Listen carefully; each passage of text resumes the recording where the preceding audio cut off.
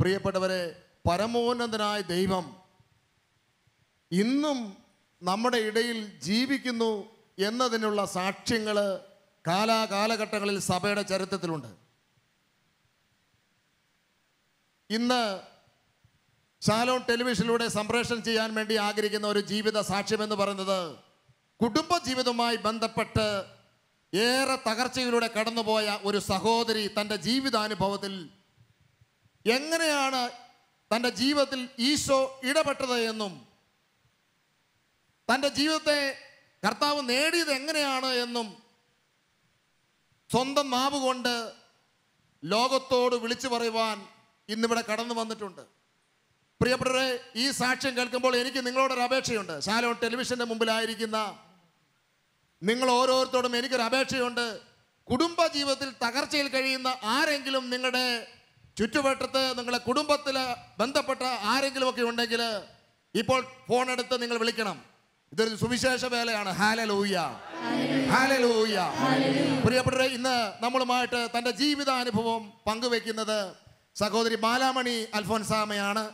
ആ സഹോദരിയോട് ചേർന്ന് കോഴിക്കോട് സ്വദേശിയാണ്. ആ സഹോദരി തന്നെ തൻ്റെ ജീവിതത്തിൽ ഈശോ ഇടപെട്ട ആ ജീവിതാനുഭവം പങ്കുവെക്കുന്നു. ഏറ്റവും സ്നേഹത്തോടെ സഹോദരിയെ നമുക്ക് വചനവേദിയിലേക്ക് ക്ഷണിക്കാം.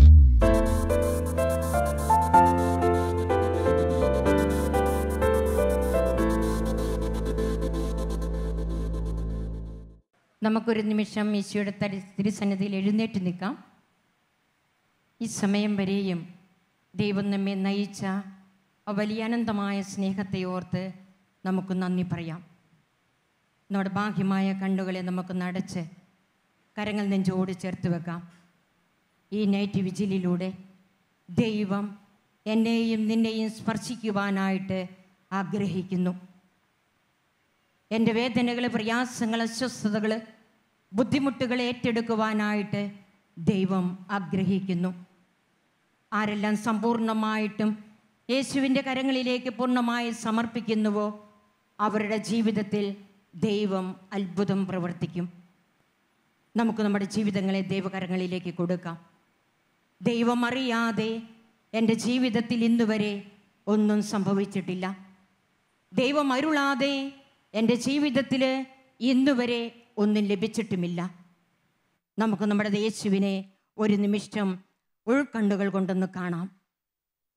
എനിക്ക് വേണ്ടി മരണം ജനിച്ച് പീഡ സഹിച്ച് മരിച്ച് ഉദ്ധാനം ചെയ്ത ഈശോ, ഇന്നും ജീവിക്കുന്നവനായ ഈശോ, സർവശക്തനായ ദൈവമിതാ നമ്മെ അനുഗ്രഹിക്കുവാനായിട്ട് കരകൾ നീട്ടി നിൽക്കുന്നു.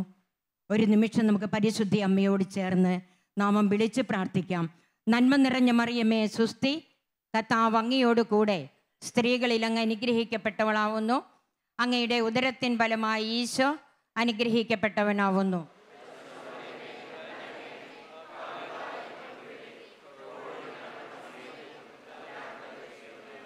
പിതാവിനും പുത്രനും പരിശുദ്ധാത്മാവിനും സ്തുതി. ഈശോയ്ക്ക് ആദ്യം സ്തുതി കൊടുക്കാം. മുഖത്ത് നോക്കി ചിരിച്ചുകൊണ്ട് സ്തുതി കൊടുത്ത് ശാന്തമായി ഇരിക്കാം. Praise the Lord. എൻ്റെ പേര് ബാലാമണി അൽഫോൺസ. സ്നേഹിക്കാൻ മാത്രം അറിയാവുന്ന മാതാപിതാക്കളിൽ 4 മക്കളിൽ രണ്ടാമത്തെ വ്യക്തി. സന്തോഷവും സമാധാനവും മാത്രമായിരുന്ന കുടുംബം. അവിടെ അസ്വസ്ഥതകളോ അവിടെ സമാധാനക്കുറവോ സ്നേഹത്തിൻ്റെ കുറവോ ഒന്നുമില്ല. സ്നേഹിക്കാൻ മാത്രം പഠിപ്പിച്ച എൻ്റെ പ്രിയപ്പെട്ട മാതാപിതാക്കൾ. ഞാൻ വിദ്യാഭ്യാസം നടത്തിയത് ചക്കട്ടപ്പാറയിലും കൊളത്തോയിലുമാണ്. പ്രിയപ്പെട്ടവരെ, വിദ്യാഭ്യാസം പൂർത്തിയായി വിവാഹപ്രായം എത്തി. എല്ലാവരും ആഗ്രഹിക്കുന്നത് പോലെ തന്നെ ഞാനും ആഗ്രഹിച്ചു നല്ലൊരു കുടുംബജീവിതം. ആദ്യകാലങ്ങളിൽ മാതാപിതാക്കൾ പറയുന്നതനുസരിക്കുന്ന മക്കൾ. ഇന്നത്തെ കാലഘട്ടത്തിലല്ല, അന്നത്തെ കാലഘട്ടത്തിൽ മാതാപിതാക്കൾ പറഞ്ഞതനുസരിച്ച് ഞാനും പ്രാർത്ഥിച്ചു. എൻ്റെ കുടുംബത്തിലുള്ള അന്തരീക്ഷം അനുസരിച്ച് ഞാൻ പ്രാർത്ഥിച്ചു. എനിക്ക് നല്ലൊരു ജീവിത പങ്കാളി. ഒന്നാമത്തെ ഡിമാൻഡ്, കുടിക്കരുത്. കുടിച്ചു കഴിഞ്ഞാലാണല്ലോ വഴക്കുണ്ടാവുക. കുടിക്കരുത്, വഴക്കുണ്ടാക്കരുത്, ബഹളമുണ്ടാക്കരുത്. പ്രിയപ്പെട്ടവരെ, ഞാൻ എന്താണോ ആഗ്രഹിച്ചത് അതിലുപരി എത്രയോ നെഗറ്റീവായിരിക്കുന്ന ഒരു പങ്കാളിയെ ദൈവം എനിക്ക് സമ്മാനമായി നൽകി. Hallelujah, hallelujah, hallelujah. ദൈവം ഉൽപ്പത്തിയുടെ പുസ്തകത്തിൽ ഇങ്ങനെ പറയുന്നു, നിനക്കു ഞാൻ ചേർന്നൊരിണയെ നൽകും. അത് ഉറപ്പാ. ഞാൻ എന്താണോ ആഗ്രഹിച്ചത്, എന്നാൽ അതല്ല ദൈവം ആഗ്രഹിച്ചത്. ദൈവം എനിക്കായി സജ്ജമാക്കിയിരിക്കുന്ന ഒരു പങ്കാളിയാണ് എനിക്കായിട്ട് ദൈവം കൊണ്ടു തന്നത്. പ്രിയപ്പെട്ടവരെ, ആദ്യ കാലഘട്ടങ്ങളിലൊന്നും കുഴപ്പമൊന്നുമില്ലായിരുന്നു. എന്നാൽ പിന്നീട് എൻ്റെ ജീവിതത്തിൽ ഒരു വലിയൊരു തകർച്ചയുടെ, ദുരിതത്തിൻ്റെ, പ്രശ്നത്തിൻ്റെ, പ്രതിസന്ധികളുടെ മേഖലകളിലൂടെ കടന്നു പോകേണ്ടി വന്നു. 1978 വിവാഹം കഴിയുന്നത്. 79 എനിക്കൊരു നല്ലൊരു മകനെ ലഭിച്ചു. 81 നല്ലൊരു മകളെയും ദൈവം സമ്മാനമായി നൽകി. ഞാൻ ഒരിക്കലും പറയില്ല എൻ്റെ മക്കൾ കാരണമാണ്, എൻ്റെ മാതാപിതാക്കൾ കാരണമാണ്, എൻ്റെ ജീവിത പങ്കാളിയുടെ മാതാപിതാക്കൾ കാരണമാണ് എൻ്റെ ജീവിതത്തിൽ ഇങ്ങനെ ദുരന്തങ്ങൾ സംഭവിച്ചതെന്ന് ഒരിക്കലും ഞാൻ പറയുകയില്ല, പറഞ്ഞിട്ടുമില്ല. ദൈവം എനിക്കായി തന്ന ജീവിത പങ്കാളിയിലൂടെ പ്രിയപ്പെട്ടവരെ ഞാൻ പ്രാർത്ഥിച്ചത് ഇങ്ങനെയാണ്, കുടിക്കരുതെന്ന. എൻ്റെ പങ്കാളി ഫുൾ ടൈം വെള്ളത്തിലാണ്. പലവിധ ദുശീലങ്ങൾക്കും അശുദ്ധിക്കും മുച്ചീട്ട് കളിക്കുമെല്ലാം അടിമയായിരുന്ന ഒരു ജീവിത പങ്കാളിയാണ് എനിക്ക് ലഭിച്ചത്. മാത്രമല്ല ഒത്തിരി പീഡനങ്ങളും മർദ്ദനമുറകളും, എന്താ പറയുക, പോലീസ് സ്റ്റേഷനിലെ മർദ്ദനമുറ എന്നൊക്കെ പറയാം. ഒത്തിരി അനേകം വർഷങ്ങൾ എൻ്റെ ജീവിത പങ്കാളിയുടെ കരങ്ങളിലൂടെ ഞാൻ ഏറ്റെടുക്കേണ്ടി വന്നിട്ടുണ്ട്. ഞാൻ ആരോടും പരാതി പറയാറില്ല, ആരെയും ബുദ്ധിമുട്ടിക്കാറില്ല. എല്ലാം നിശബ്ദം സഹിക്കുക മാത്രമേ ചെയ്യുകയുള്ളൂ. എൻ്റെ മക്കളോട് പോലും അവരുടെ അച്ഛനെക്കുറിച്ച് നെഗറ്റീവായിട്ട് ഞാൻ പറഞ്ഞു കൊടുത്തിട്ടില്ല. എൻ്റെ മാതാപിതാക്കളോടോ ജീവിത പങ്കാളിയുടെ മാതാപിതാക്കളോടോ ഒരിക്കലും എൻ്റെ ഭർത്താവിൻ്റെ കുറ്റങ്ങളും കുറവുകളും നികത്താറില്ല. നിശബ്ദം സഹിക്കുവാൻ എനിക്ക് എന്താണെന്നറിയില്ല ശക്തി ലഭിച്ചിരുന്നു അന്ന് തന്നെ. കുറേ വർഷങ്ങൾ കഴിഞ്ഞു, ഇതിനൊരു മാറ്റവും ലഭിച്ചിട്ടില്ല. ഇതിങ്ങനെ തുടർന്നുകൊണ്ടേ ഇരിക്കുകയാ. എവിടെ പോയാൽ ആശ്വാസം ലഭിക്കും? എവിടെയാണ് ഉത്തരം ലഭിക്കുക? ആരാണ് ആശ്വാസത്തിനായിട്ട് കടന്നു വരിക? ഈ പങ്കാളിയോടൊന്ന് സംസാരിച്ചു കഴിഞ്ഞാൽ ഒരു മാറ്റം വരുമെന്ന് ഞാൻ വിശ്വസിച്ചു. പക്ഷേ എവിടെ നോക്കിയാലും ആരും കടന്നു വരികയില്ല. കാരണം അത്രയ്ക്കും ദുരന്തമാണ് എൻ്റെ പങ്കാളിയുടെ അധരങ്ങളിൽ നിന്ന് വരുന്ന വാക്കുകൾ. ആരും അടുക്കുകയില്ല. കുഞ്ഞു മക്കളാ, എന്തു ചെയ്യും? അടിച്ചു തകർത്തിട്ടേച്ച് ചേട്ടായി നാടുവിട്ടു പോകും. 2-3 വർഷം കഴിയുമ്പോഴാ തിരിച്ചു വരിക. അപ്പോഴേക്കും എൻ്റെ കുഞ്ഞുങ്ങളുടെ പഠനങ്ങളും വിദ്യാഭ്യാസങ്ങളും എല്ലാം അനേകരുടെ കയറങ്ങളിലൂടെ യാചിച്ചുകൊണ്ട് നടത്തുവാനായിട്ട് ഒരു അനുഗ്രഹം ലഭിച്ചിരുന്നു. 2 മക്കളെ വിദ്യാഭ്യാസത്തിന് പരിപൂർണമായിട്ടും PDC വരെ പഠിപ്പിച്ച് 2 പേരെയും ഓരോ തൊഴിലിലേക്ക് അടുപ്പിക്കുവാൻ ദൈവം അനുഗ്രഹം നൽകി. പ്രിയപ്പെട്ടവരെ, എൻ്റെ ജീവിതത്തിലെ വേദനകളും പ്രയാസങ്ങളും ഇറക്കി വെക്കുവാൻ ഞാൻ ആരെയും ആശ്രയിച്ചിട്ട് കണ്ടില്ല. അപ്പോഴത്തേക്കും ഞാൻ ശാരീരികമായിട്ട് രോഗിയായി തീർന്നിരുന്നു. എൻ്റെ ചേട്ടൻ ഇടിച്ചിട്ടൊന്നും അല്ല കേട്ടോ, പാവം. Hallelujah, hallelujah. ഞാൻ ഇങ്ങനെ തമാശ പറയും. എങ്ങനെയെന്നറിയോ? ഈ ഗാനമേള ട്രൂപ്പിൽ എന്തൊക്കെ ഉപകരണമുണ്ടോ അതൊക്കെ എൻ്റെ ചേട്ടൻ്റെ കൈകളിൽ ഞാനായി മാറും. എന്ത് രസാന്നറിയാവോ? Hallelujah, hallelujah. പ്രിയപ്പെട്ടവരെ, എന്നാലും എൻ്റെ ജീവിത പങ്കാളിയെ ഒരിക്കൽ പോലും വെറുക്കുവാനോ കുറ്റപ്പെടുത്തുവാനോ അപമാനിക്കുവാനോ താഴ്ത്തിക്കെട്ടുവാനോ ഞാൻ ഒരിക്കലും ശ്രമിച്ചിട്ടില്ല. കാരണം അദ്ദേഹത്തിന് കിട്ടിയതേ എനിക്ക് തരാൻ പറ്റുള്ളൂ. അദ്ദേഹത്തിന് സ്നേഹം കിട്ടിയിട്ടില്ല. കുറ്റപ്പെടുത്തലുകളും അപമാനങ്ങളും മാത്രമേ കിട്ടിയിട്ടുള്ളൂ. അതെനിക്ക് തന്നുകൊണ്ടിരുന്നു. പ്രിയപ്പെട്ടവരെ, സ്നേഹിച്ച് ഞാൻ ആ മനുഷ്യനെ നേടുവാൻ ശ്രമിക്കും തോറും അദ്ദേഹം എന്നെ പീഡിപ്പിച്ച് ഒത്തിരി അവശതയിലാക്കി കഴിഞ്ഞു. അങ്ങനെ നീണ്ടുപോയ വർഷങ്ങൾ, 1-2 വർഷമൊന്നുമല്ല കേട്ടോ, 10-20 വർഷം, അതിൽ കൂടുതലേ എൻ്റെ ചേട്ടൻ്റെ കരങ്ങളിലൂടെ പീഡനം സഹിച്ചിട്ടുള്ളൂ, കൂടുതലാണെങ്കിലേ ഉള്ളൂ. അങ്ങനെ പ്രിയപ്പെട്ടവരെ, എല്ലാവരും പോകുന്നു എങ്ങോട്ട്? പ്രാർത്ഥിക്കുവാൻ. ഞങ്ങൾക്ക് പ്രാർത്ഥിക്കുവാൻ അവകാശമില്ലല്ലോ. എങ്കിലും ഞാൻ ആരോടെങ്കിലുമൊക്കെ ചോദിച്ച് എവിടെ പോയാൽ ആശ്വാസം കിട്ടും. അങ്ങനെയാണ്. പോയാൽ എന്തായാലും പ്രശ്നമാണ്, എനിക്കറിയാം. രണ്ടും കൽപ്പിച്ച് ആത്മധൈര്യത്തോടുകൂടെ ഞാൻ ഷാലോം പ്രെയർ ഗ്രൂപ്പ് കൊളത്തുവയിൽ വെച്ച് നടത്തുന്ന പ്രെയർ ഗ്രൂപ്പിലേക്കാണ് ആദ്യമായി കടന്നു ചെല്ലുന്നത്. അപ്പോഴത്തേക്ക് ഞാൻ ശാരീരികമായ ഡിസ്ക് സംബന്ധമായ രോഗത്തിന് അടിമയായിരുന്നു. 10-11 വർഷക്കാലം കോഴിക്കോട് ഓർത്തോ സ്പെഷ്യലിസ്റ്റ് വിശ്വനാഥൻ ഡോക്ടറെ ട്രീറ്റ്മെൻറ്റിലായിരുന്നു. ഇംഗ്ലീഷ് ചികിത്സ നടത്തി, രക്ഷയില്ല. അവർ പറഞ്ഞു ആയുർവേദത്തിലേക്ക് പോകാൻ. പക്ഷേ അവിടെയും രക്ഷ കണ്ടെത്തുവാൻ സാധിച്ചില്ല. എവിടെയാണ് രക്ഷപ്പെടുവാൻ സാധിക്കുക? എവിടെയാണ് സൗഖ്യം കിട്ടുക?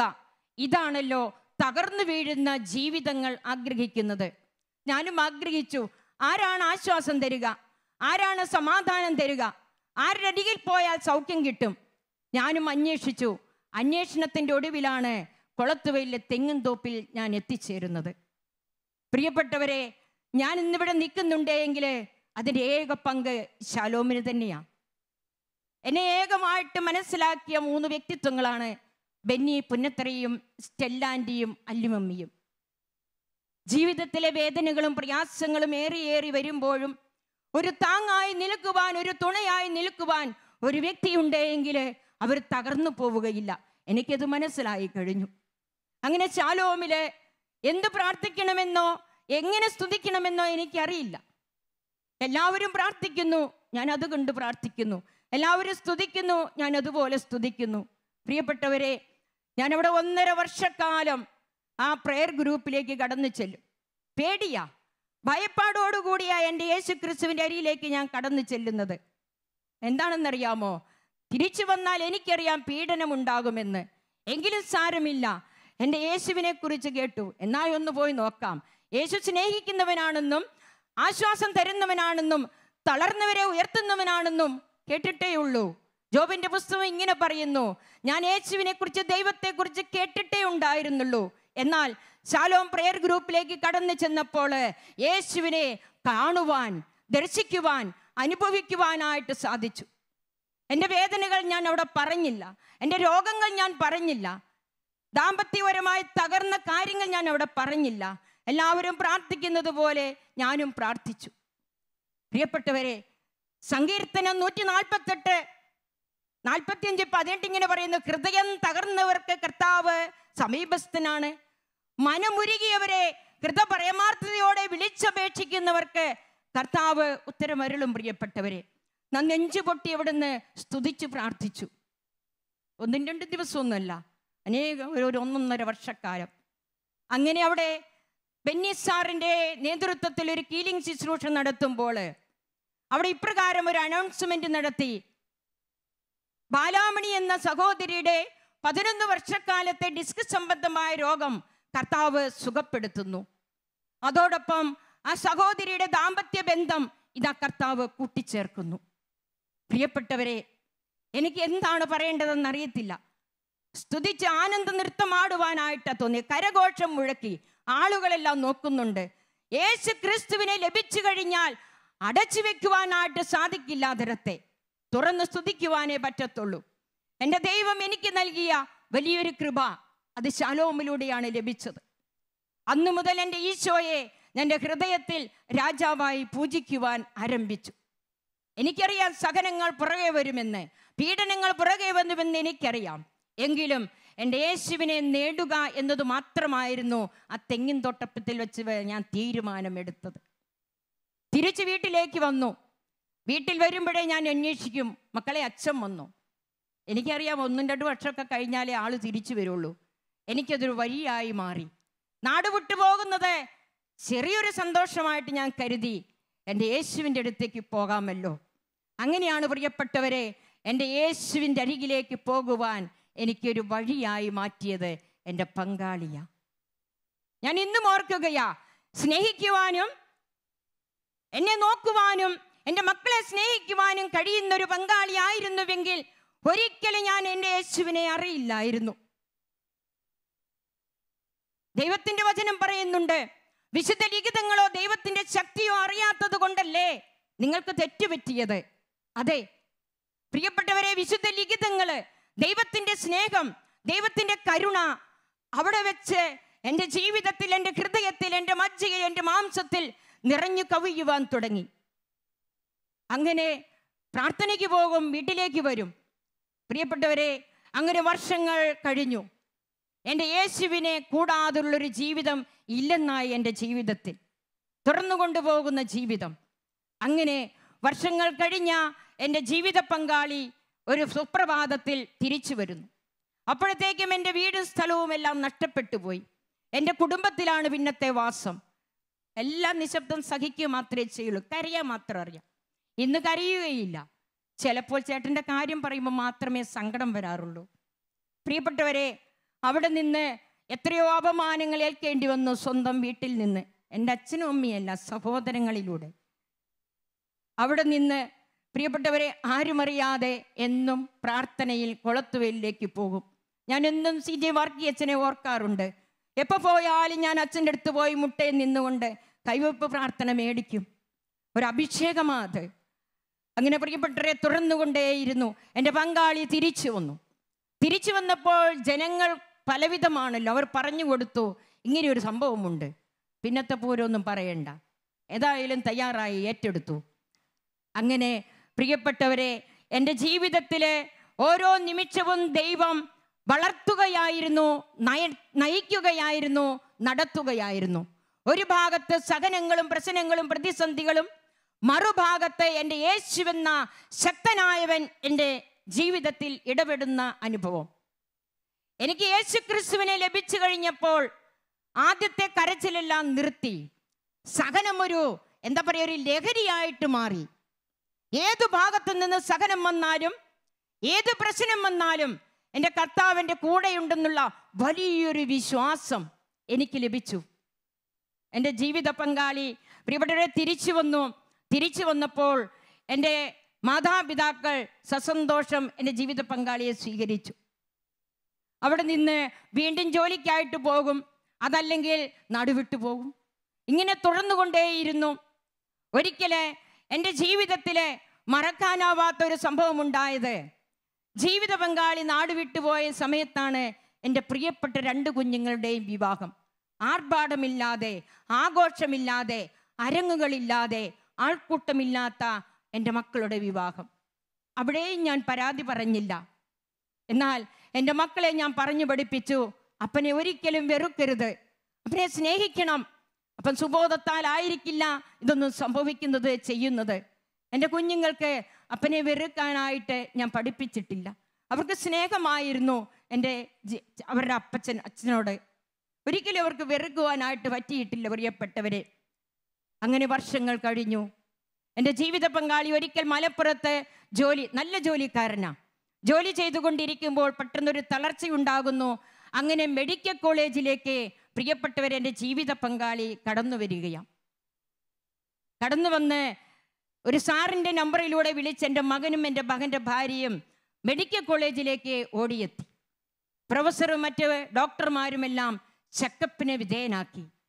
അങ്ങനെ വിധേയനാക്കിയപ്പോൾ അവിടെ ഒന്നടങ്കം പറഞ്ഞൊരു കാര്യമാണ്, ഗോപാലകൃഷ്ണൻ്റെ ശ്വാസകോശത്തിന് ക്യാൻസറാണ്. എല്ലാവരും പറയും മദ്യപിച്ചിട്ടാ, പുകവലിച്ചിട്ടാന്ന്. ഞാൻ പറയും അല്ല, വിദ്വേഷത്തിൻ്റെയും പകയുടെയും വൈരാഗ്യത്തിൻ്റെയും ശത്രുതയുടെയും ആകെ തുകയായിരുന്നു എൻ്റെ പങ്കാളി. ആരെയും സ്നേഹിക്കാൻ പറ്റാത്ത, ആരെയോടും എന്താ പറയുക ഉൾക്കൊള്ളുവാൻ പറ്റാത്ത, എപ്പോഴും കലഹിച്ചുകൊണ്ട് ഏത് നിമിഷവും വഴക്കടിച്ചു കൊണ്ടുപോകുന്ന എൻ്റെ പങ്കാളി, എപ്പോഴും ശത്രുതയോടുകൂടെ മനുഷ്യരെ നശിപ്പിക്കുവാൻ വേണ്ടി കടന്നു പോകുന്ന പങ്കാളി. എനിക്കറിയാം, മദ്യത്തിൻ്റെയും മയക്കുമരുന്നിൻ്റെയും മാത്രമല്ല, ഈ ഒത്തിരി കടമ്പകൾ എൻ്റെ ജീവിത പങ്കാളിയുടെ രക്തത്തിൽ ലയിച്ചു ചേർന്നിരുന്നു. അങ്ങനെ അവിടുന്ന് പ്രൊഫസറും ഡോക്ടർമാരും പറഞ്ഞു, ചേട്ടൻ വീട്ടിലേക്ക് വരാതെ വീണ്ടും വാടക റൂമിലേക്ക് പോയി. എൻ്റെ മകൻ വന്ന് എന്നോടല്ല എൻ്റെ സഹോദരിയോട് പറഞ്ഞു, അച്ഛന് ശ്വാസകോശത്തിൽ ക്യാൻസറാണ്. ഞാൻ പെട്ടെന്ന് ഞെട്ടി മോനോട് ചോദിച്ചു, താങ്ങാവുന്നതിൽ ഏറെയായിരുന്നു. എന്തെല്ലാം പറഞ്ഞാലും എൻ്റെ ചേട്ടായിയെ മരണത്തിന് വിട്ടുകൊടുക്കുവാൻ എനിക്ക് മനസ്സില്ലായിരുന്നു. അത്രേ പറയണ്ടു. ഞാൻ എൻ്റെ ഈശോയുടെ അടുത്തേക്ക് പോയി എൻ്റെ മുറിയിൽ, ഈശോയെ, യെസക്കിയേലിന്റെ പുസ്തകത്തിൽ ഇങ്ങനെ ഒരു അധ്യായമുണ്ടല്ലോ. യെശയ്യാ പ്രവാചകൻ വന്ന് പറയുന്നു, നിന്റെ കടമകൾ നിർവഹിച്ച് എല്ലാം ശരിയാക്കി വെക്കുക.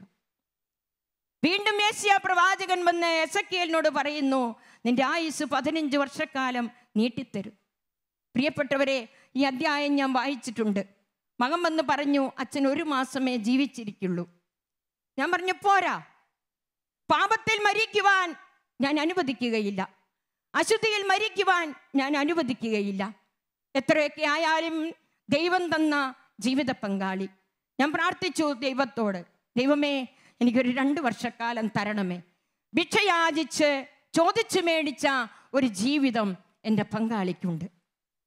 പ്രിയപ്പെട്ടവരെ, ഡോക്ടർമാരും വൈദ്യശാസ്ത്രവും ഉപേക്ഷിച്ചപ്പോഴും എൻ്റെ ജീവിത പങ്കാളിയെക്കുറിച്ച് കരുതലുണ്ടായിരുന്ന, എൻ്റെ ജീവിത പങ്കാളിയെക്കുറിച്ച് ഓർമ്മയുണ്ടായിരുന്ന സർവശക്തനായ ദൈവം, എൻ്റെ ദൈവം മരണത്തിന് എൻ്റെ പങ്കാളിയെ വിട്ടുകൊടുത്തില്ല. അതിനിടയിൽ ശാലോം പ്രെയർ ഗ്രൂപ്പിലൂടെ പ്രിയപ്പെട്ടവരെ, പല വിധത്തിൽ അസ്വസ്ഥപ്പെടുന്നവരെ കണ്ടെത്തുവാനും അവർക്ക് ആശ്വാസം പകരുവാനായിട്ടുള്ള തിരുവചനങ്ങൾ കൊടുക്കുവാനും ദൈവം എന്നെ ശക്തിയാക്കിക്കൊണ്ടിരുന്നു. അങ്ങനെ ഇദ്ദേഹം ഒരു ദിവസം, രോഗം ബാധിക്കുന്നതിന് മുൻപ് ഒരു ദിവസം വീട്ടിലേക്ക് വന്നു. ഞാൻ ഇദ്ദേഹത്തെയും കൊണ്ട് ബെന്നിസാറിൻ്റെ വീട്ടിലേക്ക് പേരാമ്പ്രയിലേക്ക് കടന്നു ചെന്നു. മദ്യപിച്ച് ലക്കുകെട്ട കൊണ്ടുപോയി ബെന്നിസാർ സന്തോഷത്തോടുകൂടെ സ്വീകരിച്ചു. സന്തോഷത്തോടുകൂടെ സ്നേഹത്തോടുകൂടെ സ്വീകരിച്ച് കുറെ കാര്യങ്ങൾ പറഞ്ഞു കൊടുത്ത്, പ്രിയപ്പെട്ടവരെ, ഞങ്ങളെ ഒരുമിച്ച്, എന്നെയും എൻ്റെ ജീവിത പങ്കാളിയെയും മക്കളെയും കൂട്ടി ഒരുമിച്ച് ഡിവൈൻ ആലയത്തിലേക്ക് ധ്യാനത്തിനായിട്ട് പറഞ്ഞയക്കുകയാണ്. എൻ്റെ ആദ്യത്തെ തറവാട് ശാലോമാണ്. എന്നെ വീണ്ടും തറവാട്ടിലേക്ക് പറിച്ചു നടുകയാണ് ഡിവൈൻ ആലയത്തിലേക്ക്. അവിടെ ധ്യാനം കൂടി പ്രിയപ്പെട്ടവരെ, 5 വർഷക്കാലം നല്ലൊരു ആത്മീയ ജീവിതം, പ്രാർത്ഥനയുടെ ചൈതന്യത്തിൽ നിർവൃതിയോടുകൂടെ ലയിച്ചു ചേർന്നുള്ള 2 മക്കളും ഞാനും എൻ്റെ പങ്കാളിയും. അങ്ങനെ 5 വർഷക്കാലം നീണ്ടുപോയി. പെട്ടെന്ന് എൻ്റെ ജീവിത പങ്കാളിക്ക് പഴയതിനേക്കാൾ ഉപരിയായിട്ട് വല്ലാത്തൊരു അസ്വസ്ഥതകൾ നിറയുവാൻ തുടങ്ങി. അദ്ദേഹം വിശ്വാസത്തിൽ നിന്ന് വ്യതിചലിച്ചു പോയി. ഞാൻ എൻ്റെ ഈശോയെ വിട്ടില്ല, ഞാൻ വിടുകയില്ല, ഞാൻ ഒരിക്കലും വിടുകയില്ല. ഞാൻ പിടി മുറുകെ പിടിച്ചു. ചേട്ടായി വിശ്വാസത്തിൽ നിന്ന് വ്യതിചലിച്ച് ദൂരെ പോയി. ആദ്യത്തേതിനേക്കാൾ മോശമായ ജീവിത രീതിയിലേക്ക് കടന്നുപോയി. ഞാൻ മടുപ്പ് കൂടാതെ, ഒരിക്കലും വിട്ടുകൊടുക്കാതെ നിരന്തരം പ്രാർത്ഥിച്ചുകൊണ്ടേയിരുന്നു. പ്രിയപ്പെട്ടവരെ, മടുപ്പ് കൂടാതെ നിരന്തരം, നിരാശ തോന്നാതെ, തളർന്നു പോകാതെ ആര് പ്രാർത്ഥിക്കുന്നുവോ അവരുടെ ജീവിതത്തിൽ ദൈവം അത്ഭുതം പ്രവർത്തിക്കും, ഉറപ്പാ. ഞാൻ പ്രാർത്ഥിച്ച് എൻ്റെ ജീവിത പങ്കാളി വീണ്ടും തിരിച്ചു വന്നതാണ് ശ്വാസകോശ ക്യാൻസറിലൂടെ. എൻ്റെ ചേട്ടൻ ചിലപ്പോൾ ദേഷ്യം വരുമ്പോഴൊക്കെ പറയും, തലയും കൊത്തിക്കിടന്ന് പ്രാർത്ഥിച്ചിട്ട് സൂക്കേട് വരുത്തിയതാന്ന്. അങ്ങനെയൊന്നുമില്ല കേട്ടോ. Hallelujah, hallelujah. അങ്ങനെ വീണ്ടും ഞങ്ങൾ ഡിവൈൻ ആലയത്തിലേക്ക് പ്രാർത്ഥനയ്ക്ക് പോകുന്നു, തിരിച്ചു വരുന്നു, ചെക്കപ്പ് നടത്തുന്നു, വീണ്ടും പ്രാർത്ഥനയിലേക്ക് പോകുന്നു. അങ്ങനെ തുടർച്ചയായിട്ടുള്ളൊരു ധ്യാനം ഞാനും എൻ്റെ ജീവിത പങ്കാളിയുമായിട്ട് നടത്തിത്തീർന്നു. പ്രിയപ്പെട്ടവരെ, 2006 സെപ്റ്റംബർ മാസം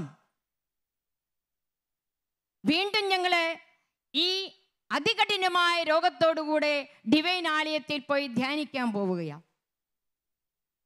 എൻ്റെ ചേട്ടായിക്ക് റേഡിയേഷൻ കഴിഞ്ഞതുകൊണ്ടും കീമോ കഴിഞ്ഞതുകൊണ്ടും മുടിയില്ല, അന്നനാളം ബ്ലോക്കായി. ഒരു നേരത്തെ ഭക്ഷണം പോലും കഴിക്കാൻ പറ്റത്തില്ല. റേഡിയേഷൻ അടിച്ചത് കാരണം അന്നനാളം ബ്ലോക്കായി. ഞാൻ ഇന്നും ഓർക്കും, ട്രെയിനിലൂടെ യാത്ര ചെയ്യുമ്പോൾ എൻ്റെ ചേട്ടായി ഇല്ലല്ലോ, ഞാനിങ്ങനെ ഓർക്കും, ഒരു വിഷേപ്പറും ഒരു ചോർപ്പും കുറച്ച് ദ്രാവക രൂപത്തിലുള്ള പദാർത്ഥങ്ങളും കാണും. ചേട്ടൻ സീറ്റിൽ കിടക്കും. ട്യൂബാമാശയത്തിലേക്ക് നേരിട്ടിട്ടിരിക്കുകയാണ്. അതിലേക്ക് ഒഴിച്ചു കൊടുക്കും. പ്രിയപ്പെട്ടവരെ, 2006 സെപ്റ്റംബർ മാസം അവിടെ ധ്യാനം കൂടിക്കൊണ്ടിരിക്കുമ്പോൾ ഇതേപോലൊരു ഹീലിംഗ് ശുശ്രൂഷ നടക്കുകയാണ് അവിടെ പനക്കലച്ചൻ്റെ നേതൃത്വത്തിൽ. ആ നേതൃത്വത്തിൽ ഹീലിംഗ് ശുശ്രൂഷ നടത്തുമ്പോൾ ചേട്ടൻ കിടന്ന് ധ്യാനിക്കുന്നു. ഞാനും അതിമറന്ന് സ്തുതിച്ചുകൊണ്ടിരിക്കുകയാണ്. അവിടെ ഇങ്ങനെ പേര് വിളിച്ചു പറഞ്ഞു, ഗോപാലകൃഷ്ണന്റെ ശ്വാസകോശ ക്യാൻസർ കർത്താവ് സുഖപ്പെടുത്തുന്നു. എന്നെ തട്ടി വിളിച്ചുകൊണ്ട് എൻ്റെ ചേട്ടൻ എന്നോട് പറഞ്ഞു, എടി എൻ്റെ പേര് വിളിച്ചു. ഞാൻ കർത്താവ് ഈശോ മിശിഹ മാർത്തയോട് പറഞ്ഞ വചനം എൻ്റെ ചേട്ടനോട് പറഞ്ഞു. ചേട്ടാ, വിശ്വസിച്ചാൽ ചേട്ടൻ ദൈവമഹത്വം ദർശിക്കും. പ്രിയപ്പെട്ടവരെ, സൗഖ്യം കിട്ടി വീണ്ടും ഞങ്ങൾ വീട്ടിലേക്ക് വന്നു, വാടക വീട്ടിലേക്ക്. 1 മാസം കഴിഞ്ഞ് വീണ്ടും ഞങ്ങൾ ചെക്കപ്പിലേക്ക് പോവുകയാണ്. എൻ്റെ ചേട്ടൻ ഡിവൈനിൽ വെച്ച് ധ്യാനം കൂടുമ്പോഴൊക്കെ മരണത്തെ മുഖാഭിമുഖം കണ്ടുകൊണ്ടുള്ള ധ്യാനമാണ്. ബ്ലഡ് ഒപ്പിയെടുക്കാവുന്ന ഒരു ശരീരമായി മാറി. എൻ്റെ ചേട്ടൻ അടിപൊളി സുന്ദരനാണ്. സായിപ്പിനേക്കാൾ നല്ല അടിപൊളി സുന്ദരനായിരുന്നു. എന്നാൽ ക്യാൻസർ പിടിച്ചു കഴിഞ്ഞപ്പോൾ ലാബിലിരിക്കുന്ന അസ്ഥികൂടം പോലെയായി. ആർക്കും മനസ്സിലാകാൻ പറ്റാത്ത വിധത്തിൽ എൻ്റെ ചേട്ടൻ്റെ ശരീരം ജീർണിച്ചു പോയിരുന്നു, ദ്രവിച്ചു പോയിരുന്നെന്ന് പറയാം. അങ്ങനെയുള്ള സമയത്താണ് പനക്കലച്ചൻ പറയുന്നത്, എൻ്റെ ചേട്ടൻ്റെ ശ്വാസകോശ ക്യാൻസർ സൗഖ്യപ്പെടുത്തുന്നെന്ന്. തിരിച്ച് വീട്ടിലേക്ക് വന്നു. അങ്ങനെ 1 മാസം കഴിഞ്ഞപ്പോൾ വീണ്ടും ചെക്കപ്പിന് പോവുകയാണ്. ഞാൻ ഇന്നും ആ സുധാകരൻ ഡോക്ടറെ ഓർക്കാറുണ്ട്. ഞാൻ എൻ്റെ ചേട്ടന് വേണ്ടി ശുശ്രൂഷകൾ ചെയ്തു കഴിഞ്ഞ് ക്യാൻസർ വാർഡ് തോറും കയറിയിറങ്ങും. എല്ലാവരെയും ഞാൻ ആശ്വസിപ്പിക്കുവാനായിട്ട് കടന്നു പോകും. യേശു ക്രിസ്തുവിനെ കുറിച്ച് പറഞ്ഞു കൊടുക്കും. അത് ഈ പ്രൊഫസർ കാണാറുണ്ട്. അങ്ങനെ ചെക്കപ്പിന് പോയപ്പോൾ ഈ പ്രൊഫസർ പറഞ്ഞു, ഗോപാലകൃഷ്ണൻ്റെ ശ്വാസകോശ ക്യാൻസറിനൊരു ചെറിയൊരു മാറ്റം വന്നിട്ടുണ്ട്. നമുക്ക് മരുന്നുകൾക്കൊക്കെ ഒരു വ്യതിചലനം കൊടുക്കാം, ഒന്ന് മാറ്റിക്കുറിക്കാം.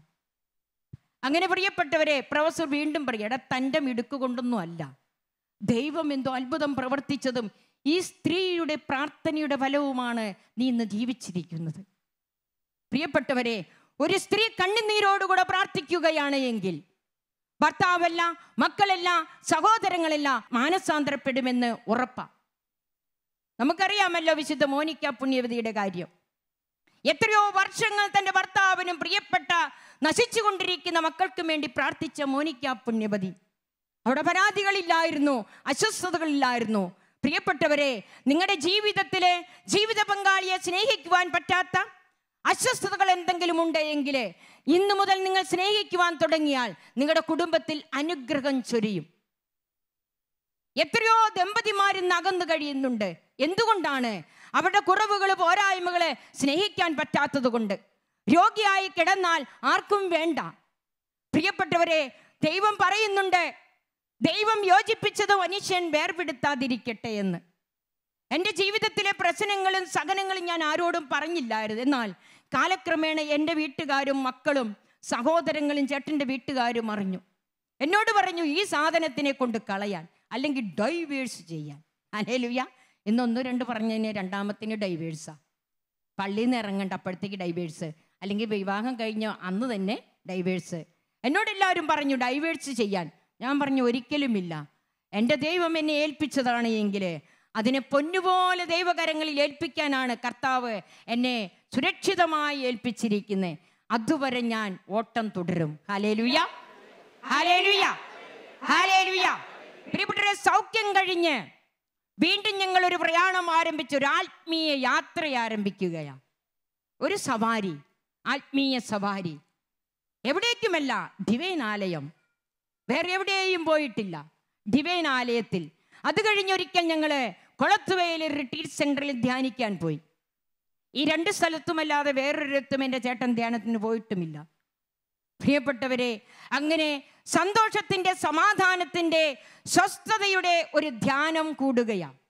2006 സെപ്റ്റംബർ 4 ഞങ്ങൾ ധ്യാനം കൂടിക്കൊണ്ടിരിക്കുമ്പോൾ അവിടെ വെച്ച് എൻ്റെ ജീവിത പങ്കാളിയും ഞാനും രക്ഷകനും നാഥനുമായി യേശു ക്രിസ്തുവിനെ സ്വീകരിച്ചു. Hallelujah, hallelujah, hallelujah. ഫിലിപ്പിയർക്ക് എഴുതിയ ലേഖനം 1:21, എനിക്ക് ജീവിതം ക്രിസ്തുവും മരണം നേട്ടവുമാണ്. ഹല്ലേലൂയ. ഫിലിപ്പിയർ 4:13, എന്നെ ശക്തനാക്കുന്നവനിലൂടെ എല്ലാം ചെയ്യുവാൻ എനിക്ക് സാധിക്കും. ആരെല്ലാം എതിർത്താലും ആരെല്ലാം തള്ളിക്കളഞ്ഞാലും, ആരെല്ലാം ഉപേക്ഷിച്ചാലും ഉപേക്ഷിക്കാത്തവൻ ഒരുവനേ ഉള്ളൂ, ദൈവം, കർത്താവായ യേശു ക്രിസ്തു. പ്രിയപ്പെട്ടവരെ, ഇന്ന് ഞാൻ ഓടുന്നത് യേശു ക്രിസ്തുവിൻ്റെ പടയാളിയെ പോലെയാ. പ്രായമൊന്നും എനിക്ക് പ്രശ്നമല്ല, രോഗമൊന്നും എനിക്ക് പ്രശ്നമല്ല. സഹനം വന്നാലും, എന്ത് ദുരിതങ്ങൾ വന്നാലും, ദുഃഖങ്ങൾ വന്നാലും, സുനാമി വന്നാലും എൻ്റെ കർത്താവിനെ പിരിഞ്ഞുള്ളൊരു ജീവിതം എനിക്കില്ല. ഇന്ന് ഡിവൈൻ്റെ നേതൃത്വത്തിൽ ഡിവൈൻ കൂട്ടായ്മ എന്ന് പറയുന്നൊരു സംഘടനയുണ്ട്. 14 ജില്ലകളിലും വ്യാപിച്ചു കിടക്കുന്നൊരു സംഘടന. പാവപ്പെട്ടവരും ദരിദ്രരും നിരാലംബരുമായ പാവപ്പെട്ട മക്കളെ അന്വേഷിച്ച് കണ്ടെത്തി അവരുടെ ജീവിതത്തിലേക്ക്, തകർന്ന കുടുംബ ജീവിതത്തിലേക്ക്, മദ്യപാനത്തിൻ്റെയും മയക്കുമരുന്നിൻ്റെയും മറ്റ് ദുശീലങ്ങളുടെയും അടിമത്തത്തിൽ കഴിയുന്ന കുടുംബനാഥനിലൂടെ വേദന അനുഭവിക്കുന്ന ഭാര്യമാരെ, മക്കളെ, സഹോദരിമാരെ കണ്ടെത്തി അവർക്ക് ആശ്വാസം കൊടുക്കുവാനായിട്ടുള്ള ഓരോ ഓട്ടം ആരംഭിച്ചു കഴിഞ്ഞു. ആരംഭിച്ചിട്ട് 27 വർഷമായി. വിലാപങ്ങളുടെ പുസ്തകം 3-ാം അധ്യായം 22 മുതൽ തിരുവചനം. കർത്താവിന്റെ സ്നേഹം ഒരിക്കലും അസ്തമിക്കുന്നില്ല, അവിടുത്തെ കാരുണ്യം അവസാനിക്കുന്നില്ല, ഓരോ പ്രഭാതത്തിലും അത് പുതിയതാണ്. പ്രിയപ്പെട്ടവരെ, ദൈവത്തിന്റെ സ്നേഹത്തിന് മാറ്റമില്ല. അവിടെ നീളമില്ല, വീതിയില്ല, ഉയരമില്ല. അവിടെ മുഖനോട്ടമില്ല, പക്ഷപാതമില്ല. ആരെയും ഒരുപോലെ സ്നേഹിക്കുന്ന തമ്പുരാന്റെ സ്നേഹത്തിൽ നിന്ന് ആരെന്നെ വേർപെടുത്തും? നഗ്നതയോ ആപത്തോ വാളോ എന്തു തന്നെയായിരുന്നാലും എൻ്റെ ജീവിതത്തിൽ യേശു ക്രിസ്തുവിനെ വിടർത്തിയെടുക്കുവാൻ, അടർത്തിയെടുക്കുവാൻ ഒരു ശക്തിക്കും വ്യക്തിക്കും ഞാൻ അധികാരം കൊടുത്തിട്ടില്ല. Hallelujah, hallelujah. എൻ്റെ ജീവിതത്തിൽ യേശു നൽകിയ അനുഗ്രഹങ്ങൾ നിരവധിയാ, ഒത്തിരി നിരവധിയായ അനുഗ്രഹങ്ങൾ എൻ്റെ തമ്പുരാൻ എനിക്ക് വേണ്ടി ചെയ്തിട്ടുണ്ട്. പ്രിയപ്പെട്ടവരെ, 1 പത്രോസ് 1-ാം അധ്യായത്തിലെ 6-ാം തിരുവചനം 7 പറയുന്നുണ്ട്, അല്പകാലത്തേക്ക് വിവിധ പരീക്ഷകൾ നിമിത്തം നിങ്ങൾക്ക് വ്യസനിക്കേണ്ടി വന്നാലും അതിൽ ആനന്ദിക്കുവിൻ. കാരണം അഗ്നിശോധനയെ അതിജീവിക്കുന്ന നശ്വരമായ സ്വർണത്തേക്കാൾ വിലയേറിയതാണ് എൻ്റെയും നിങ്ങളുടെയും പരീക്ഷകളെ അതിജീവിക്കുന്ന വിശ്വാസം. Hallelujah, hallelujah. പ്രിയപ്പെട്ടവരെ, എൻ്റെ ജീവിതത്തിൽ മറ്റൊരു ദുരന്തം കടന്നു വരുന്നത് എൻ്റെ മകനിലൂടെയാ. അത് പറയുന്നത് ആവശ്യമാണെന്ന് തോന്നുന്നു. ഇന്ന് പലപ്പോഴും ഒരു ചെറിയ തെറ്റ് കാണുമ്പോൾ മക്കളെ വിളിച്ച് ഇരുത്തിക്കുന്ന മാതാപിതാക്കൾ കേൾക്കുവാൻ. പ്രിയപ്പെട്ടവരെ, നിസാര കാര്യങ്ങൾക്ക് വേണ്ടി മാതാപിതാക്കൾ മക്കളെ വീട്ടിലിരുത്തുകയല്ല, അവർക്ക് വേണ്ടി ശക്തമായി ഉണർന്നിരുന്ന് പ്രാർത്ഥിക്കുവാനായിട്ട് മാതാപിതാക്കൾ തയ്യാറാവണം. ഒരു കാര്യവുമില്ലാതെ എൻ്റെ മകനും മകൻ്റെ ഭാര്യയും, ഞാനില്ലായിരുന്നു, കൗൺസിലിംഗ് കോഴ്സിന് പോയതാ ബാംഗ്ലൂർ. എൻ്റെ മകൻ പെട്ടെന്ന് എന്നെ വിളിച്ചു, ഞാനിപ്പം മരിച്ചു പോവും. ഞാൻ പറഞ്ഞു, മോനെ, ഞാൻ വന്നിട്ട് മരിച്ചാൽ മതി. ഞാൻ എൻ്റെ ഈശോയെ വിളിച്ചു, മാതാവിനെ വിളിച്ചു. എൻ്റെ ഈശോയെ മാതാവുമായിട്ട് ഓടിച്ചെല്ലണമേ, അവൻ മരിക്കാൻ പോവുകയാണ്. ഞാൻ മകളെ വിളിച്ചു, മരുമകളെ വിളിച്ചു. ഞാൻ ചോദിച്ചു, എന്തു പറ്റി? എനിക്ക് അദ്ദേഹത്തെ വേണ്ട, ഞാൻ പോകുക എൻ്റെ വീട്ടിലേക്ക്. പ്രിയപ്പെട്ടവരെ, പറഞ്ഞു തീരുന്നതിന് മുമ്പ് അവൾ ഇറങ്ങിയിട്ടാണ് എന്നെ വിളിച്ചത്. ഞാൻ ബാംഗ്ലൂരിലെത്തിയ അതേ സ്പോട്ടിൽ തന്നെ ഞാൻ യാത്ര തിരിച്ചു പേരാമ്പ്രയിലേക്ക്. പ്രിയപ്പെട്ടവരെ, ഞാനിങ്ങനെ തമാശ പറയുന്നുണ്ട്, ആദ്യമായിട്ട് AC ബസ്സിൽ യാത്ര ചെയ്യുവാൻ കാരണമായത് എൻ്റെ മരുമകളാണ്. Hallelujah, hallelujah, hallelujah. ജോസഫ് പറഞ്ഞു, എൻ്റെ സഹോദരങ്ങൾ എനിക്ക് തിന്മ ചെയ്തു, അത് ദൈവം നന്മയാക്കി മാറ്റി. ചിലപ്പോൾ എൻ്റെ മരുമകൾ തിന്മയായിരിക്കാം, എന്നാൽ ദൈവം അത് നന്മയാക്കി മാറ്റി. ഞാൻ വന്നു, വീട് തുറന്നപ്പോൾ ഫാനില് സാരി കെട്ടിയിട്ടുണ്ട്. ഞാൻ വിചാരിച്ചു, എൻ്റെ പൊന്നു കർത്താവേ, എൻ്റെ മോൻ മരിച്ചു പോയോ അറിയത്തില്ല. പെട്ടെന്ന് ഞാൻ ഫോൺ വിളിച്ചു. പ്രിയപ്പെട്ടവരെ, മരിച്ചിട്ടില്ല. പേരാമ്പ്രയിൽ നിന്ന് ഫോൺ കോൾ തിരിച്ചു വിളിച്ചു. എല്ലാ സഹനങ്ങളും പ്രശ്നങ്ങളും എൻ്റെ ജീവിതത്തിൽ കടന്നു വരുന്നത് ഒക്ടോബർ മാസത്തിലാണ്. എൻ്റെ മാതാവിനോട് ചേർന്ന് ഞാൻ പറഞ്ഞു, അവർ ചെറിയ കാര്യത്തിന് ഡൈവേഴ്സ് നോട്ടീസ് കൊടുത്തു.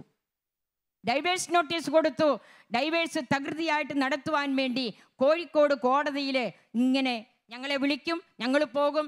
മകൻ്റെ വേദന കാണുമ്പോൾ, പ്രയാസം കാണുമ്പോൾ ഞാൻ അമ്മയോട് പറയും, അമ്മേ, ആ മകൻ്റെ വേദന കണ്ടോണേ.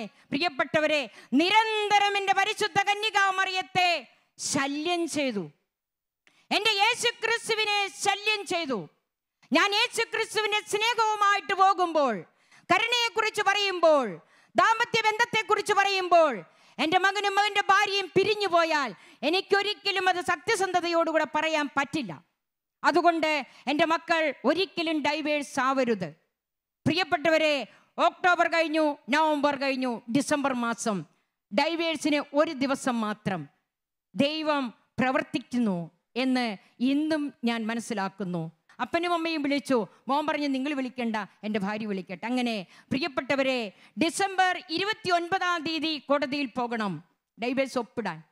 അങ്ങനെ ഡിസംബർ 29 മുൻപ് എൻ്റെ മരുമകൾ എൻ്റെ മോനെ വിളിച്ചിട്ട് പറഞ്ഞു, കുട്ടിയേട്ടാ എനിക്ക് ഡൈവേഴ്സ് വേണ്ട.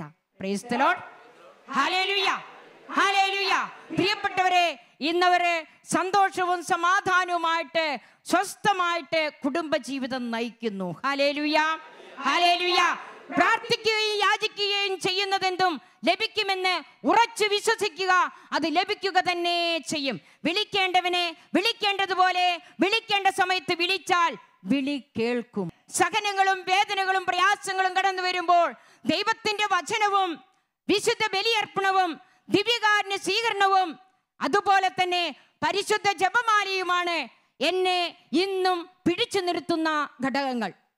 ഒരിക്കൽ പോലും വിശുദ്ധ ബലി മുടക്കിയിട്ടുള്ള ഒരു ജീവിതം എനിക്കില്ല.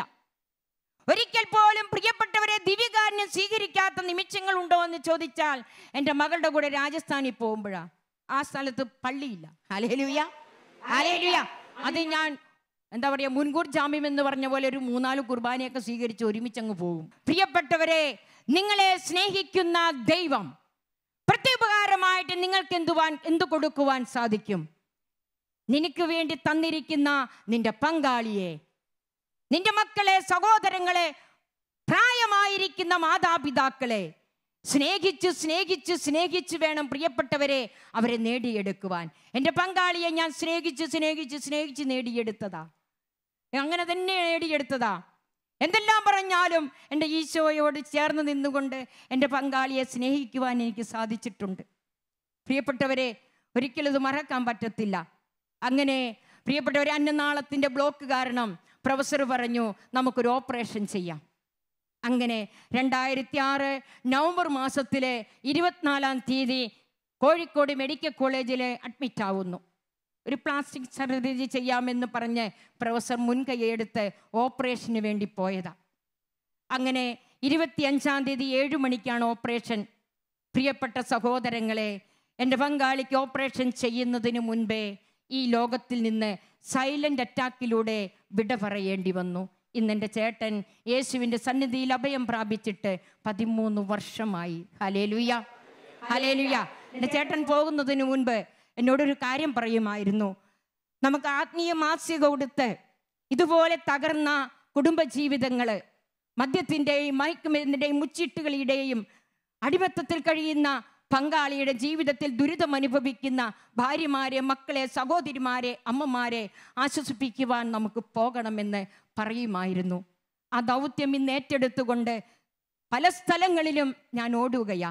കേരളത്തിന് പുറത്തും 2 പ്രാവശ്യം രാജസ്ഥാൻ അജ്മീർ രൂപതയിൽ പോകാൻ ദൈവം എനിക്ക് ഇടവരുത്തി. പ്രിയപ്പെട്ടവരെ, ഒരിക്കൽ ഈങ്ങാപ്പുഴ ജൂബിലി ധ്യാന കേന്ദ്രത്തിൽ ക്ലാസ് എടുത്തുകൊണ്ടിരിക്കുകയാണ്. ക്ലാസ് തീരാൻ 15 മിനിറ്റ് ആകുന്നതിന് മുൻപേ, 1 മണിക്കൂർ ആകുന്നതിന് മുൻപേ ഞാൻ ബോധം കെട്ട് അൾത്താരയുടെ മുൻപിൽ വീണു. അങ്ങനെ എല്ലാവരും കൂടെ എന്നെ എടുത്ത് ഹോസ്പിറ്റലിൽ കൊണ്ടുപോയി. ആ ഹോസ്പിറ്റലിലെ ECGയും പല ടെസ്റ്റുകളും കഴിഞ്ഞു. അവിടുന്ന് ഡോക്ടർ ഇങ്ങനെ പറഞ്ഞു, നിങ്ങളുടെ ഹാർട്ടിന് 2 ബ്ലോക്കാണ്. Hallelujah, hallelujah. ഇപ്പം എന്നോട് ചോദിച്ചു എന്താണ് ചെയ്യുന്നത്? ഞാൻ പറഞ്ഞു ഫുൾ ടൈം സുവിശേഷ പ്രഘോഷണമാണ്. എത്ര സമയം നിൽക്കും? അങ്ങനെയൊന്നുമില്ല, 3-4 മണിക്കൂർ എത്ര വേണമെങ്കിലും നിൽക്കും. ഇനി പറയരുത്, നിൽക്കരുത്, അരുത് അരുത് അരുത് എന്ന് കുറേ അരുതുകൾ പറഞ്ഞേൽപ്പിച്ചു. ഞാൻ പറഞ്ഞു ഡോക്ടറെ, എനിക്ക് ജീവിക്കണമെങ്കിൽ വചനം പറയാതെ ജീവിക്കാൻ പറ്റത്തില്ല. എൻ്റെ യേശുവില്ലാത്ത ഒരു ജീവിതം എനിക്കില്ല. ഞാൻ പറയും, മരിക്കേണ്ടി വന്നാലും തീർച്ചയായിട്ടും ഞാൻ പറയും. എന്നോട് പറഞ്ഞു എന്തൊക്കെയായിരുന്നാലും എത്രയും പെട്ടെന്ന് വലിയൊരു ഹോസ്പിറ്റലിലേക്ക് കൊണ്ടുപോകണം. പ്രിയപ്പെട്ട ഒരു ചൊവ്വാഴ്ചയാണ് ക്ലാസ് എടുത്തത്, ഉരുണ്ട് വീണത്. ചൊവ്വാഴ്ച കഴിഞ്ഞ് ഞായറാഴ്ച വരെ ഞാൻ പ്രയർ ഗ്രൂപ്പുകളിലേക്ക് മെസ്സേജ് അയച്ചു, വിളിച്ചു. ആദ്യം ഷാലോമിലേക്ക് വിളിച്ചു പറഞ്ഞു, പിന്നെ ഡിവൈനിലേക്ക്. ഈങ്ങാപ്പുഴയിലുള്ളവർക്ക് അറിയാം. എൻ്റെ പ്രിയപ്പെട്ട കൂട്ടുകാരോടെല്ലാം ഞാൻ ഇങ്ങനെയാണ് പറഞ്ഞത്, എനിക്ക് ലോകം മുഴുവൻ ഓടണമെങ്കിൽ ബ്ലോക്കുള്ള ഹാർട്ട് എനിക്ക് വേണ്ട. ഞാൻ ഡിസ്ക് സംബന്ധമായ അസുഖത്തിനായപ്പോഴും ഞാൻ അങ്ങനെ തന്നെയാണ് പറഞ്ഞത്. എനിക്ക് ബ്ലോക്കുള്ള ഡിസ്ക് വേണ്ട, നല്ല ഡിസ്ക് വേണം. ഓടണമെങ്കിൽ നല്ല മജ്ജയും മാംസവുമുള്ള എല്ല് തന്നെ വേണം. ഹല്ലേലൂയ. എങ്കിലും ഓടാൻ പറ്റില്ല, ഉരുണ്ട് വീഴും. അപ്പം ഞാൻ ഈശോയോട് പറഞ്ഞു, എനിക്ക് ബ്ലോക്കുള്ള ഹാർട്ട് വേണ്ട, ബ്ലോക്കില്ലാത്ത ഹാർട്ട് അങ്ങയുടെ കരങ്ങളിലുണ്ട്, എനിക്ക് തന്നേച്ചാൽ മതി, അതുകൊണ്ട് ഞാൻ ഓടിക്കോളാം. പ്രിയപ്പെട്ടവരെ, പ്രാർത്ഥന കഴിഞ്ഞ് 5-ാമത്തെ ദിവസം അമൃത ഹോസ്പിറ്റലിലേക്ക് പോയി. അവിടെ ചെന്ന് TMT, കോൾട്ടാർ, എക്കോ, ECG, അങ്ങനെ പല ടെസ്റ്റുകൾ കഴിഞ്ഞു. എന്താ ബോംബ് പോലത്തെ ഒരു ടെസ്റ്റ് ഉണ്ട്, അതിൻ്റെ പേരൊന്നും എനിക്കറിയത്തില്ല. അത് ലാസ്റ്റാണ് അതിൻ്റെ റിസൾട്ട് കിട്ടുക, ബാക്കിയെല്ലാം കിട്ടി. ഡോക്ടർ എന്നെ മുറിയിലേക്ക് വിളിച്ച് ഇപ്രകാരം പറഞ്ഞു, ആ പുതിയ ടെസ്റ്റുകളും പഴയ ടെസ്റ്റുകളും കൂടെ യോജിച്ച് നോക്കിയിട്ട് പറഞ്ഞു, തൽക്കാലം നിങ്ങളുടെ ഹാർട്ടിന് യാതൊരു ബ്ലോക്കും ഇല്ല. ജ്ഞാനത്തിന്റെ പുസ്തകം 16:12, മരുന്നോ ലേപനൌഷധമോ അല്ല, ദൈവത്തിന്റെ വചനമാണ് രോഗിയെ സുഖപ്പെടുത്തുന്നത്. നിങ്ങൾ രോഗിയാണോ, തകർന്നവനാണോ, തളർന്നവനാണോ, എവിടേക്കും പോകണ്ട. വിശുദ്ധ ഗ്രന്ഥത്തിൽ നിങ്ങൾക്ക് ആശ്വാസത്തിന്റെ വചനങ്ങളുണ്ട്. എവിടെയും നിങ്ങൾ അലഞ്ഞു തിരിയേണ്ട ആവശ്യമില്ല. നിങ്ങൾക്ക് തരാനായിട്ട് ദൈവം സജ്ജമാക്കിയിരിക്കുന്ന വിശുദ്ധ ഗ്രന്ഥത്തിലെ വെളിപ്പെടുത്തലുകൾ, അത് വായിച്ച് ലയിച്ചിരുന്ന് വായിച്ച് സൗഖ്യപ്പെടുവാൻ നിങ്ങൾക്ക് സാധിക്കുമെങ്കിൽ അതാണ് നല്ലത്. 2 ദിവസം കഴിഞ്ഞാലാണ് മറ്റു റിസൾട്ട് കിട്ടുക. പ്രിയപ്പെട്ടവർ എന്നോട് പോകാൻ പറഞ്ഞു, ഞാൻ പോയി. ഈ സമയം അത്രയും ആരും എന്നെ സഹായിക്കാനില്ലായിരുന്നു. ഒറ്റയ്ക്കാണ് ഹോസ്പിറ്റലുകളിലെല്ലാം പോകുന്നത്. പക്ഷേ ഒരാൾ എൻ്റെ കൂടെ ഉണ്ടായിരുന്നു. ആരാണത്? സർവശക്തനായ ദൈവം.